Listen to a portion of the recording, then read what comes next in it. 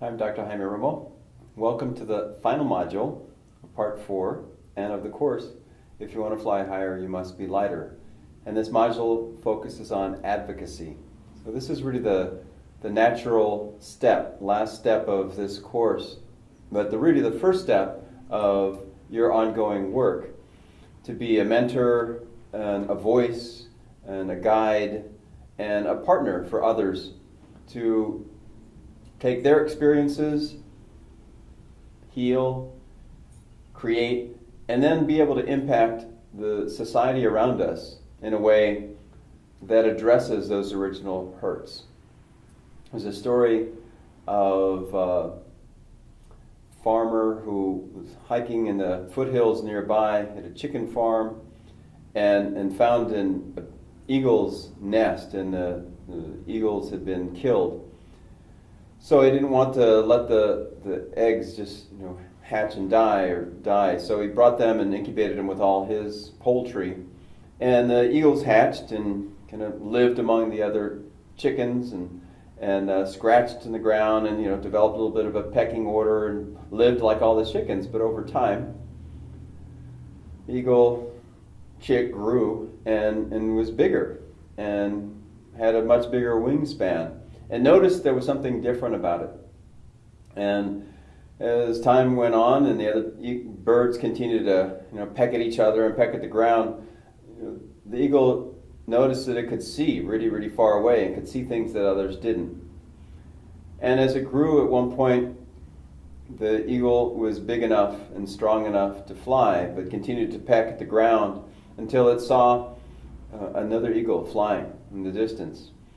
And the eagle looked up and was questioned somehow in chicken world that what was he looking at? What could he see?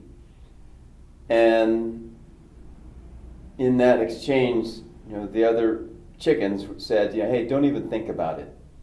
You're here with us." And the eagle looked at them and looked up in the sky, and in that moment opened its wings and flew.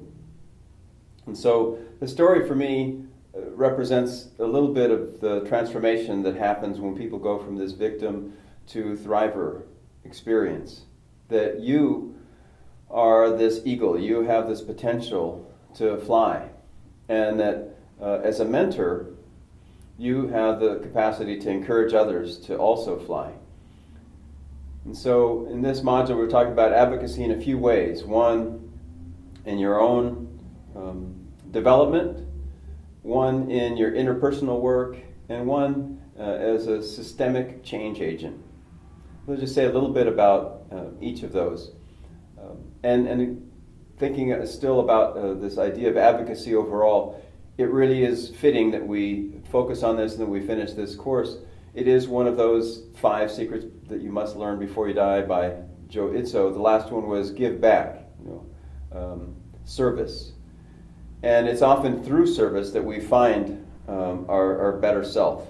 And some people would say it's by going inward, then we find out who we should be and what we should do. We work outwardly, but it's really both. And I think service is a huge part. This is advocacy in my mind. Besides speaking for those who maybe don't have a voice, is also speaking with others. And it's not just doing for others, but it's also finding our own self-interest. What is something that we really care about? And how can we find out what others really care about? And if it's the case of working with survivors, finding out then what together we can do that will both benefit from. And so at first, I think it's really important for us to check out individually.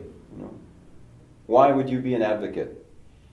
I took on too much outward work before I was ready, and it was a disaster for me. It was a great learning, and so now I have a better sense of what might be appropriate at different stages of our own healing and recovery. But really, for you, why are you doing this? Why would you want to help other people? Why would you want to be a voice for other people? Why would you want to take up some kind of systemic change work, which is very, very difficult and requires a lot of being grounded, a lot of being patient, a lot of being relentless? And then ask that again. Why you in particular? Not why in general that it's important, we want to end abuse, or it's important that this is a huge issue in society, we want to be better in society, but why you? I hope that you've come to that point of identifying your own life experiences as valuable resources. Whatever discomfort and challenges they've given you, that this is you, this gives you something special, something extraordinary, that makes it necessary for you in particular to take up a role of advocate. So before doing too much too soon, make sure that you're clear as you can be, as clear as you can be about being grounded, about taking care of yourself, about having good boundaries, about having a community of practice to walk with you. Don't take things personally. We talked about the 4 agreements. The simple thing, don't take things personally. Have your word be impeccable so that you are clear about why you do what you do. You follow up and do what you say. That you don't assume, and that you do your best. So do you have those things in place, that you are in a place now to work with another person who's in a different place, maybe in a more wounded place? So this second part of being an advocate is the interpersonal work. And think back over the past 4 modules, think back of your life experience wherever you are now. Hopefully you see that there are some times that as a victim you had some particular ways of thinking and acting and so on. And so how would you interact with somebody who's in that victim place? Recognize that they may be manifesting PTSD, that they may be reliving a lot of the trauma. And so for you to work with the victim actually may be re-traumatizing for you. And you can't be bulletproof necessarily, but that's why I said managing good boundaries, not taking things personally, not assuming just because you're helpful that that person is going to appreciate you any more than they might appreciate someone else who maybe is more trained, or someone who doesn't come from an abuse background. So know that there's some challenges to working with victims, and that's one of the things that no doubt you will be doing. So how would you do that? I encourage you to go slowly, to go with others, not to take on the responsibility of being another person's sole kind of lifeline, and go with the process. Model patience, model a real sense of groundedness, that as you've grown through, learned through your own experience of victimhood, that others can as well. And encourage them to take care of themselves. You can't take care of, you should not take care of other people when that's their responsibility. It's not a matter of being less empathetic or compassionate. So they need to take care of themselves physically, emotionally, spiritually, intellectually. Help others to get help, professional help, support group help, whatever. So you can be a real helpful guide in that way. And say, congratulations on breaking the silence, on showing up, on being willing to face things that you couldn't face before. Congratulations on being willing to breathe, to take in all of your experience and reconnect with your mind and your heart and your soul. And not that we're on a linear path, but you'll find that working with survivors may be a different experience as well. Survivors are often, as we've talked about, driven by this reactive response, and often carrying into the present a lot of past experiences and projections. So some people say that the conflicts with survivorhood, and maybe with others, but it's located there, are 10% in the present and 90% in the past. So your work with a survivor, somebody who identifies with that, and only that really, may be to help differentiate between the present and the past. And help people unpack some of the beliefs that they may be carrying about, if I just act loving, even if I'm furious, I'll be loving. If I just act good, I'll be good. And help people to reconcile. There's all kinds of stuff in our past that we can hold on to, that we can keep, and we can integrate. Recognize that spiritually people may be very, very fragile. And so how would a person in that place, or how might you encourage someone in that place to take better care of themselves or make better choices? Well, that idea in the workbook is the story of the 2 wolves. The son or the grandson asks the elder about anger and how he deals with that. And the elder talks about inside himself having these two wolves, and one is, I guess, happy, and one is full of rage, and they're both there, and they both, want to be fed, and they both want to have a voice and be in charge. And the boy asks, so who wins? And the elder says, the one you feed. And so, how do you help people to make good choices that will be more congruent with self-care and wholeness and wellness? And in that, you might take a mentoring role of helping people to study their own experience, study their own choices. Formally, we might call it action research, but it's really being very thoughtful, very reflective about, if I'm getting these outcomes, what's led up to that? What could I do differently? If you're working with people who have a little bit more experience, I think that's a shift as well. So you can be these, invite feedback as well of how you work together. Be co-advocates, partners.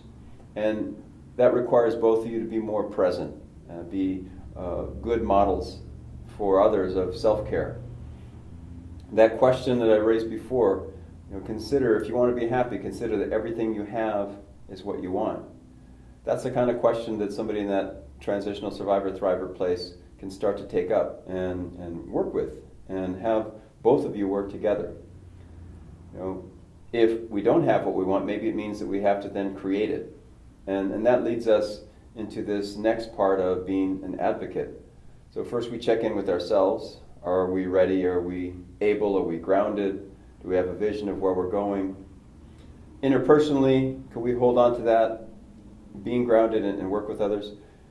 And the most difficult part, and I think maybe what's most in flux, is this healing movement. How do we then change systems? How do we then collectively problem solve so that we're not just dealing with the symptoms when someone comes to terms with their own abuse, or we discover that there's, in Penn State or in other organizations, there has been cover-up and so on, or in schools or wherever we hear about abuse.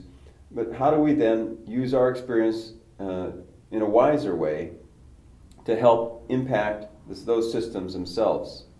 How do we help change society to make sure that there's more healing and more prevention, that abuse ends? Because that is really the starting point of victimhood. When people come forward, they want to be believed. They want to make sure that because of their story, that the abuse that they experience never happens again. So with that, we come full circle from being on that reporting place to being in a place where we can mentor others. Beverly Daniel Tatum, in a great book called Why Are All the Black Kids Sitting Together in the Cafeteria, talks about racism. And I would take her analogy to think about abuse and violence against children and vulnerable adults and women. It's for the most part, in the news there's so much about men deciding for women what they should be doing. But Tatum's analogy is about racism is a moving sidewalk in the airport. And that some people think that we're post-racial. It's done. We're all on the same page now. And we're in that kind of neutral place. And she says, really, there's a moving sidewalk in the airport, and that's the way society is about racism, and I would say about violence against children and vulnerable adults. It's there, we're all on it.